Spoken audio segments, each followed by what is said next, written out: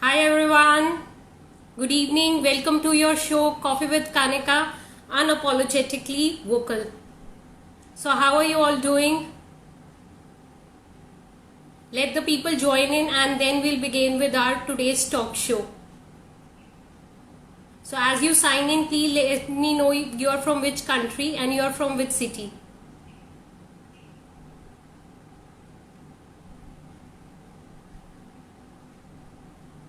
Hi Nitika.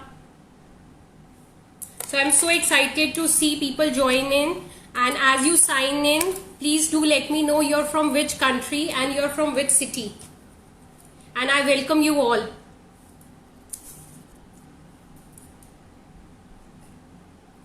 So people who have joined in for the first time, I want to share with you Coffee with Kanika is a positive platform on mental health awareness. It's a talk show where we can actually express ourselves, we can vent out our feelings and we can be very vocal about ourselves and nobody is going to judge you or label you. So it's a talk show to express, not impress.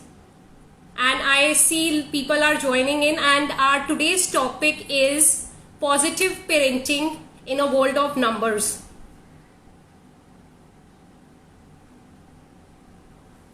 Hi Kanika, I welcome you. Today's talk show is very exciting and the topic is very dear to my heart. Positive parenting in a world of numbers. And to address this topic, we have a mother who believes that there is a life beyond 60%. So without taking much time, I am going to invite Vandana Sufia Kochar, and she is a wonderful personality, and whenever I have interacted with her, I mean so free spirited. So let's invite her on our talk show.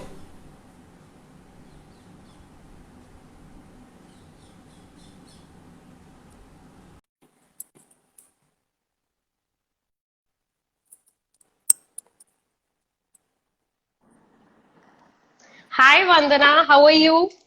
I'm very well, Kanika. How are you? Good, good. You're looking so beautiful. Thank you. So are you. So how are things going at your end? Very well. I think my thing has got disconnected. I'll just connect it. Just give me 1 second. Okay, no problem. For some reason, I can hear you on my phone, but not on my earpods. It's all right. I think we can have it. We can continue. Yes. Okay, great. So I welcome you on our talk show, and I'm so happy that you have come over here to express on a very important topic, that is positive parenting in a world of numbers.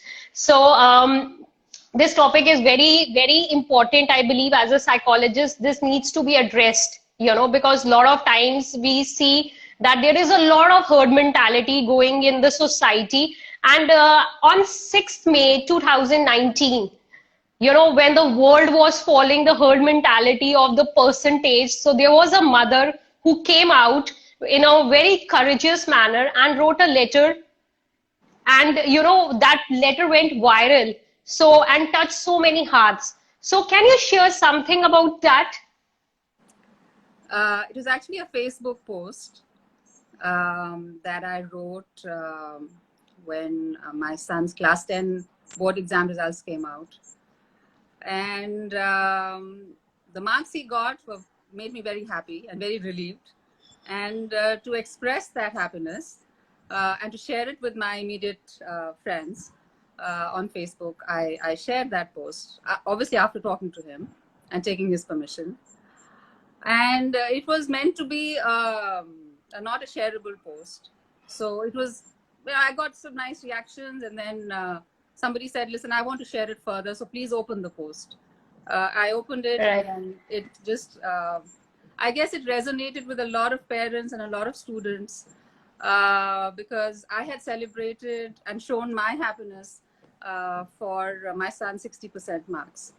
And in a world where nothing less than 90 satisfies us, I think that was seen in a different light. But it was a very courageous post, and no less than that, actually, very rightly said, it might touch the hearts of many parents and many students as well. Because as a psychologist, when I interact with kids and children, so they believe that if oftenly parents, they say during the career development sessions when they come, that if my child will score this percent of marks, then my child is a good child, else my child is not a good child. And I am like, such a shocking expression. How can you actually rate your child based on numbers? Yeah. Yeah, that's the sad thing, we started evaluating our child on only one lens, and we've forgotten that a child has so many facets. You know, you see how excited parents are, young parents, when they have little children. My baby walked at 11 months. They'll put up a post. This is my baby's first drawing, or Mother's Day card, or his poem, or something. And but when the same child grows up and doesn't get the numbers, suddenly we start seeing that child in a different light. We start seeing, Right. he doesn't, he's not good enough. Uska kya hoga life mein? So Yes. suddenly the negative lens comes in, because we've forgotten all the beautiful things our child has done through the years, through the growing up years. But only and only on the basis of academics we start to evaluate our child, and that's where we go wrong. I'm not a parent, but when I read your post, probably 1.5 month, year back, it brought a beautiful smile on my face that there is a mother who loves and appreciates the child, because I truly believe that efforts are more important than the results, and you appreciated your child based on the efforts. Absolutely, absolutely. The thing is that one needs to understand one's child to know how much effort would yield what results. So if 95 is my benchmark and nothing less than that will satisfy me, I'm bound for unhappiness. So it's a thin line. It's a thin line between encouraging the child, guiding the child, helping him or her excel, and yes, keep upping his grades, and not make that the be all and end all of his existence.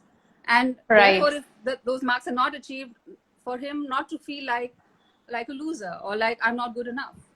That's so this whole thing on 60% and 95%, this discussion. And it's easy to say that it's a 60% marks that make the child a failure in life. It is not Right. the marks. It is our response to those marks as parents. It is our pointing Yeah. fingers at our child, at making him feel not good enough about himself, at making him feel like I have my future is now all blank. Right. It is the labeling that we do. We parents, neighbors, school, principals, Relatives. society, Yeah. colleges, they just label this child who has got 60% as a failure in life, and that's what makes him a failure, a so-called failure. I mean, no one fails. We all have our own Right. path and our own journeys, but the so-called failure that we call in our society, it is not the marks are only incidental. The marks are impotent without our reaction. Right. If we react Yeah. strongly to them, if we react negatively to them, we give them life, and we make our child lose confidence in himself, and that's a sin to my mind, really, to make your child lose confidence in himself. So, as you have pointed out, a very important, point, that don't you think there is a big rat race going in our society in terms of the competition and comparison? And what do you think about it? Because everyone wants to be better than the others, but why you can't be you? Yes, that's a big question, and that's a bigger question than just this academics marks. And Yes. it's a life question. It's a question that even at our age holds true. that why are we always comparing, and why are we always unhappy? Because when we compare, obviously there will be someone who will have Yes. a bigger house than ours, or more cars, or a better relationship, or Right. so when it comes down to the child, and we carry the same mindset, Yeah. unfiltered, and Yes. we lump the same mindset on our child. I mean, how do you expect an 11-year-old, 12-year-old, 18-year-old, 17-year-old to handle it? I mean, we've not handled it. And for me, I think this is not a debate about marks as much as it is about, as parents, how fulfilled are we? How complete are Yeah. we? How So in whole are that case, I a lot of times, very strongly feel that we want that our unfulfilled desires or dreams, that we wanted to do it in our professional life or in professional career. For example, if I wanted to become a doctor, or because of some reason I could not become the doctor, so we want that it should be fulfilled by our child, and we fail to understand the child also has his or her dreams, and they also have their desires. Like, so this is a wrong chain that's going on from years and years. And I feel very happy when I see a doctor's son is a photographer, a professional photographer. I feel that there needs to be an openness. If I talk about my own self, when I wanted to become a psychologist, and I went to my parents in 2003, and I was like, I want to become a psychologist. And I opened it with them in a very open manner. And a middle class girl from a middle class moderate city, a small town city, you can say, because my hometown is Amritsar. So my parents were initially skeptical about it, that how come psychologist, and they wanted to understand what do you mean, what is this profession about psychology or a psychologist, and without any career counselor, how come this thought came into your mind and you want to become a psychologist? But I want to say one thing, that they were very supportive, and not only in terms of my career path, but also in terms of my my siblings. They were very open about it. And my sister, she is a stained glass designer. So during our time, there was a herd mentality and going on of being MBA and engineer, but they decided let us be what we want to do. So, but it's not with all the parents. They are following the rat race. They don't trust their own inner voice, the inner voice of their own child. They trust the inner voice of the society, of the relatives. And अगर मेरे क्या कहते हैं relative का बेटा engineering कर रहा है, तो तुम्हारा भी इंजीनियरिंग करे. And then they bring the outside world voices in the own house, and it leads to a lot of mental disturbance in the house, in the family. So what do you think about it? Because I truly believe that experience is more rich than knowledge, and you have a wonderful journey of 21 years as a mother. So what do you think? And I think I see you as a very free spirited mother, who doesn't listen to the society, who listens to the inner voice, which is very important. I believe if we have a mothers like you, who actually trust and believes in their own inner voice, we will have a beautiful society. Yeah, it's interesting that you brought this up, because I have also grown in these 21 years. I became a mother relatively young, and not as conscious, and not as experienced in life, and not seen as much. And I had my own journey and inner conflicts and and I've seen that as an individual, as I have grown in life, and as my inner journey has become richer, I feel my parenting journey has also become more beautiful simultaneously. Right. So Right. there's a direct correlation between how a parent is within and how a parent is without. You cannot expect a person who is conflicted within, and who's unfulfilled and unhappy, and there's something grating inside, and some issues that have not been addressed. To be a Yeah. positive parent, hoega nahi. Right. What is inside is what will be outside, and so therefore the ownership is on us. It is not the neighbors who are poking us. We are allowing it. We are accepting it, and then Right. we're pushing it onto our child. We're the filter. Where are we in all of this? So the unfortunate thing is that most of us are living a very automated life. We are products of the same system, of the same factory, and we've accepted these labels as the God's truth. Failure, success, good, bad, Condition. good child, bad child, Right. or those labels we have taken, and we just wait for opportunities to just paste them on our child. If our child is really getting good marks, we think the world of that child, and if the child doesn't get good marks, we think that he's a rotten egg. We don't for a minute pause and reflect and see that, is this my truth? Is this really existence truth?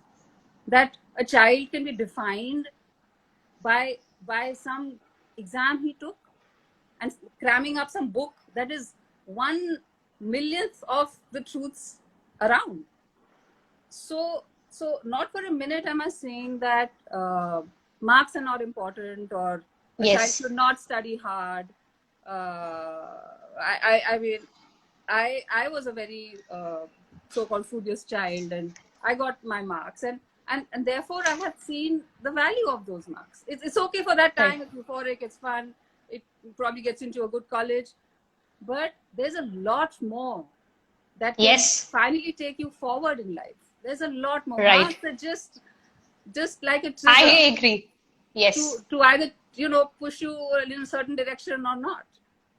Right. So that's my take on how parents can really bring their wisdom in all of this, and not be just puppets in the hands of society. But this is a very wonderful insight that you have shared. But I genuinely feel that many parents, and especially the mothers, they really get very badly influenced what society is doing. Now, I think you can also agree with it. Social media's herd mentality is too much, and it's not only in terms of the numbers as well. So whether it's anything good, bad, positive, negative, the herd mentality always runs very high. And also it's with the mothers as well. I mean, every mother doesn't think the way you think. We can have a very less ratio of it. But what would you like to tell to the mothers who are actually falling listen so much to the outer voice, because that affects the society? And I have seen, even in our research analysis, 12,000 students, they commit suicide in India every year due to the exam related stress. For example, if they have scored less marks, they are so scared, they are so afraid what the society will call them as a failure. Just to, that label as a failure hurts them so much. How their parents will face that kind of society stigma, and they end up their lives, which is so horrifying, because the life doesn't ends with the average marks. It's only for that moment that can brings you happiness, but there is beyond more. I have seen failures to be more successful in their in their professional life. The backbenchers are the real successful ones. So but this needs to be changed. And a lot of times it happens that this 12,000 students that commit suicide, the strong factor is the parental and the peer pressure are the strong factors. So these grades, these numbers, they leads to a lot of mental mental illness in the kids in the adolescent phase, which is very sad, because to be mentally ill at a adolescent age is not good. that can spoil more of the of the emotional health. So what would you like to call on it? Because I truly believe that positive parenting plays a very important role. With your positive parenting, you can make a average child as well brilliant. And brilliant does not means that you have to be brilliant only with the numbers. Yeah, and coincidentally, it's Mental Health Day today, Yes. and yeah. So see, I have a lot to say to the mothers. And I'm a mother We would myself. love to listen to you because I will truly believe that experience. I always say that experience is very richer than the knowledge. I have the knowledge, but if I don't have any parenting experience, so when it will start, then I will have it. Because it's very easy to say, but when you are implementing day and night, 24/7 with your kids, that journey, that experience is more powerful than what you say, what you have studied. So I think I am you have a lot to say, and we would want to listen. Because the viewers who are live with us, if you have any questions, please do ask from Vandana. She's there. And to all the mothers, because they are going to watch the IGTV, so I really want your enlightened thoughts, your wisdom to be shared to the world. It's just something like I've just picked up on my journey. First of all, I want to tell them that it's all right. It's all right. The child will be all right. What's important is his health, his physical, Yes. mental, emotional health, topmost. Yeah. And I have also been through this. I'm sitting here and you think that, I don't feel the pressures of motherhood. Of course I do. Of course I've been through the grind with my child. My heart is bled when I've seen him feel like, what am I going to do? So I understand the pressures, and I can totally empathize with you when you feel that that fear and that psychosis that, oh God, what will happen to my child? So my first thing I want to tell you is just breathe, just relax, just trust. If the child has come into this world, there's a purpose. Help him find that purpose. When I'm saying him, I also mean her. I'm just used to having 2 boys in the house, so there's a lot of him coming out. But help your child first. Trust in existence. That marks nahi aaye, so it is not the end of the world. That my child will do something. Okay. Yeah. So first is to just breathe and to step out of this, like I said, this automatic mode that we're on. Then build confidence in your child. Sit with your child and tell him about the good things that he has. Yes. Remind him. Very important. Remind him that that poem you wrote, or that the way you ride your bicycle, like the balance that you have, or the way you dance at that wedding and everyone was. So do not allow the marks to kill your child's confidence. Yes. I mean, we love our children more than anything in this world. For a child, for a mother, a child is happiness is everything. So when you remind yourself of that I want my child happy, then you will look at ways of helping him feel good about himself, because he would feel rotten. Everyone in his class has got the best marks and mere koi nahi mile. The other thing is this I feel is very important, that we mothers, when we become mothers, we forget that we are individuals. We forget that we are women. We are girls. There's so much more to us. And I understand that in the initial years of a child's life, we need to be there 24/7. And there is that sense of, okay, I want to be around and I need to help him. Physically, the baby needs the mother. But beyond a point, we need to remind ourselves of the women that we are. the individuals that we are, the passions we have, the dreams we have, the joy, things that give us joy, and pursue them. It is very Yeah. important for a child to see the mother who's happy in her space. Yeah, I was And about not to say. and not obsessed with me. For a child, it's a huge pressure to be the happiness giver to his mother. I have to give happiness to my mother. If I get the marks, she'll be happy. If I come first in the race, she'll be happy. So I have to perform to make her happy, and that's a very unhealthy pressure we're putting on our child. You know, there is one line I have see openly, you know, I see parents saying it. अगर तुम class में first आए ना तो तुम्हें ये gift मिलेगा. अगर तुमने क्या कहते हैं 90% लाए ना तो तुम्हारा ये जो तुम चीज लेना चाह रहे थे, anything which is you know gift, then you will get that. And I would like to share, you know, one of my own family incident. So my nephew, he's just 3-4 years old, and you know, it's just a week's talk, and I just saw him sitting, you know, हमारे घर के मंदिर में he was sitting and he was praying. You know that you know, he was just praying to God. So I was like, what are you doing? So he was like, you know, I'm just praying that I get good marks so my dad will gift me a car. So Yeah. um,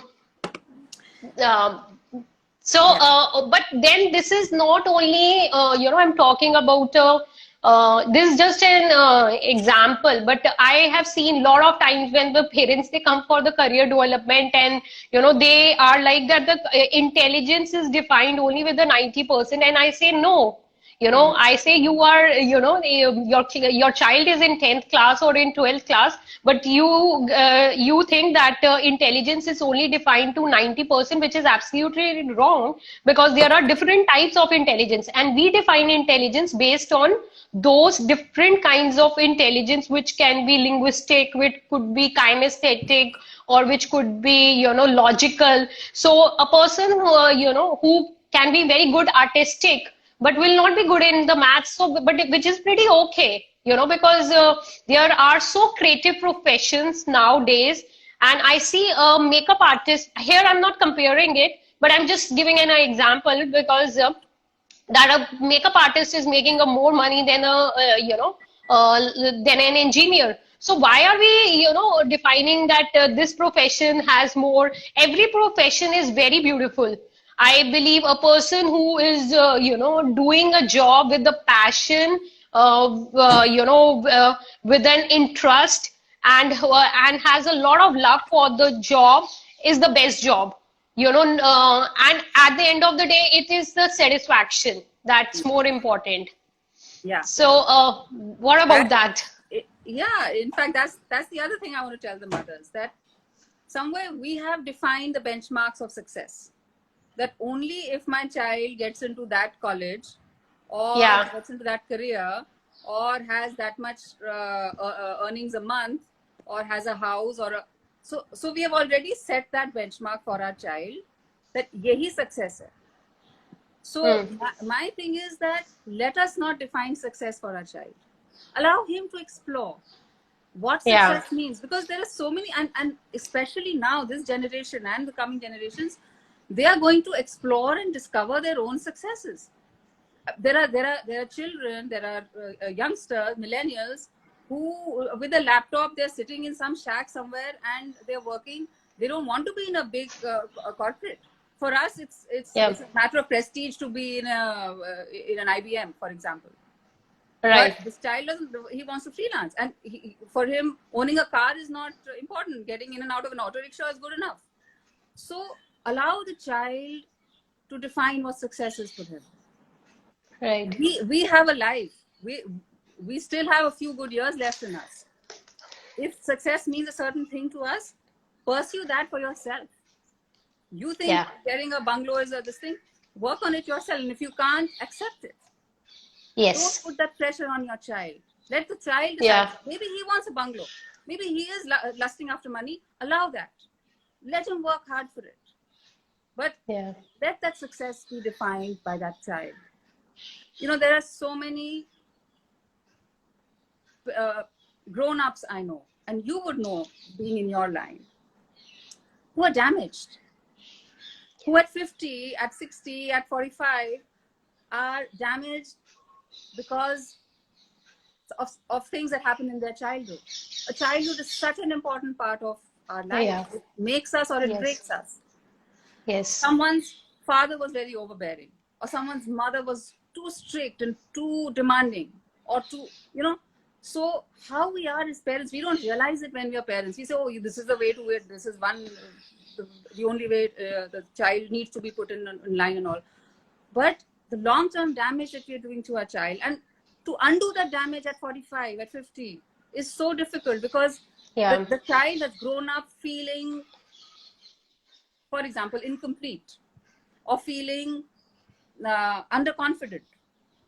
He or she is not able to make a strong, forceful presentation to someone, to a client, because that scar remains somewhere in that psyche.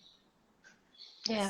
So let's be mindful. And even the decisions as well. I have seen, a lot of times it's because of the, positive parenting, why it plays a very important role, because it's not only related to the academics, but you have to work on your life skills as well. This is the best time you can actually inculcate those skills and then let it nourish years and years. I have seen a lot of people in 40s, 50s, or like, because of their bad childhood, they're not able to make the right decisions in life, and they still feel dependent, which is very unfair. And at the same time, I have seen, adolescents being so wise, being so mature, and they are so confident. They know what they want in life, what they want to do it. And so it's very, it's very important that how do we, nourish through our parenting, through our positive parenting, because it's not only, and we often feel that, ये तो school का काम है, ये तो teachers का काम है, ये तो principals का काम है, and we can't be they are doing their job, but at the end of the day, positive parenting is our responsibility. Yeah. See, we have to understand that a child comes into this world with the default setting of wise. Wisdom is in our default setting. Every being who's born in this world carries with him the wisdom of existence within him. Yeah. It's just that he forgets. He's made to forget by parents, biggest culprits, parents, teachers, school. You're no good, because that wisdom is limitless. And like you said, an adolescent is wiser than a 50-year-old. Why? Because fortunately he or she has not been corrupted as yet. Those layers of conditioning and the distortion hasn't happened to that child yet, and thank God for that. So, but not every child has the wherewithal to fight these labels. The child believes these labels, and it takes a lifetime to unpeel these labels then. Very rightly said, and it made me remind of one of the childhood memory, which I felt was hidden from years and years. And actually, this talk, and while you were saying it, it has just popped up in my mind, and it has made me realize it. I always, when as a child, I wanted to sing and wanted to become a. I'm not saying that was my, primary goal, but I wanted to get into the singing. But wherever we used to go to those, singing classes, so my singing teacher never used to encourage me, that much. She used to always label as, singing good. So the back seat was being given. However, probably I didn't brought it to my mother and was like, I want to get into the singing, because I felt the teacher, what she's saying is right. And when I got, I became a psychologist, I did a psychometric test on myself, which is, by a Singapore-based company, which is called Dermatoglyphic Multiple Intelligence Test. And that actually talks about your innate competencies. So that doesn't talk about the nurturing competencies, that talks about the innate competency. So I still remember the director of the company, because they wanted me to work with them. And first I wanted that DMIT to be done. So I should be aware about it, how reliable and true is the tool before working with them. And I still remember he called me up, and then I visited his office, and he was like, are you a singer? By any chance, I know you are a psychologist. So I was like, no, I am not a singer. So he was like, probably if you would have, and I remember, because this was a dream of mine, which was probably I never even shared with my mother, with my father, or with my sister, because I remember during the school classes, the singing classes, I was being told that I can't sing. And I trusted my teacher, because it's always said that what the teachers are saying is absolutely right. That thought, it was so deep, hidden, and while with this statement, it has just popped up, and I wanted to share this. So, he was like, Kanika, if you would have pursued singing in your school or college, you would have turned out to be a singer as well. And this was something that only I was aware about it. Probably how does the psychometric tool, DMIT, or a director who has actually interacted with me once or twice would know about it. I even didn't share with my mother, because I was like, what the teacher is saying is absolutely right. I can't sing. And I never pursued that. Very, I think, such a wisdom talk, and I feel very blessed that you are live with us, because what you are sharing is something so remarkable. And even if all the parents, I would not say they can apply everything, but if they'll apply even, take just 3-4 important takeaways from you and apply in their positive parenting, it's going to be great for them. Well, by the way, you can still sing and start singing on the side, and why not? Yeah, we can. So that's the important no, thing. but I remember, while I was in my, when I was doing my first job, so we went to, one of the mall, and how there is a crowd collected, and there were like 200 people. There was some musical concert was happening, and they were like, whosoever has the courage or confidence to come and sing a song will get a gift. So probably I thought that I am not going to get this opportunity where 200 people are listening me. So not for the sake of the gift, but I just went in 2007, and I sing the song, and it was being liked and appreciated. So for me, it was my confidence and courage, which I believe was missing in the school days, and I trusted the teacher. But no so less, I am sure, I'll take it as my, hobby and passion, and continue with it. Wonderful, wonderful. Yeah. Yeah. So any another thing? Yeah. No, I just want to wrap this up by saying that as parents, we need to get our stuff together. Really, right. For anything, it's our responsibility. Our happiness is our responsibility. Yes. I think the moment we free our child of that responsibility of making us happy or making us proud in society, or getting us the goodies that, maybe not directly, but that pride of having a successful child. If we take that pressure off our child, of course we want the best for our children. Of course we don't want them to be on the roadside, and this should not be misinterpreted, because the human tendency, the mind's tendency is, if this, then which means that if our child is on the footpath and we shouldn't care. Yeah. No, why are we looking at life in binaries? There is a huge world inside between these extremities. Right. And if the child is happy in 2 t-shirts and a pair of shorts, and that's what he wants, allow that. Yeah. So the benchmark is the child should be happy, and you should be fulfilled on your own. Yeah. and not look for the Yes. filter. Very important. And if there's one book that I can recommend, is Khalil Gibran's. He's written very beautifully on children.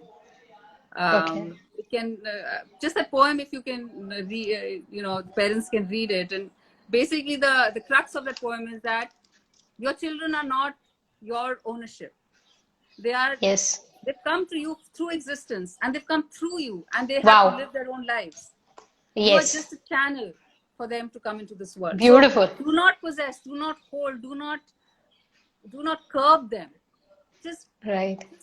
empower them, guide them, and let them fly. And One of the most beautiful lines I have ever heard, very beautiful. So touched. Never been that touched, in my talk show. Accept that they have come into this world, and through you are one of the channels. So let them live their life in their way. It's very important, and I actually believe that every child is unique, and they have a diverse talents and undiscovered potential. So it's very important to discover the genius hidden within you. And, through positive parenting, you can help them, and trust them. Have faith in your child, have the faith in the child's inner voice. So there's a lot to talk, there's a lot to share, but time is a constraint factor. But I am actually so glad and so happy that you have come on our talk show and you have shared your wonderful insights of your 21 journey. And this is going to be a remarkable. Probably, I believe that, when I'll become a parent, so the lessons that you have given is definitely. My husband is also actually live. He always comes live. He's out of, he's in Canada, but he always comes live. So I think these insights are very important for both of us, and truly blessed that you have come over here. Wonderful insights, all from your heart. thank you, Kanika. Thanks a lot, and thanks for having me. And keep doing this wonderful job that you are doing, and helping people deal with their issues and embrace life. Great. Thank you so much. All right. Bye bye. Bye. Bye.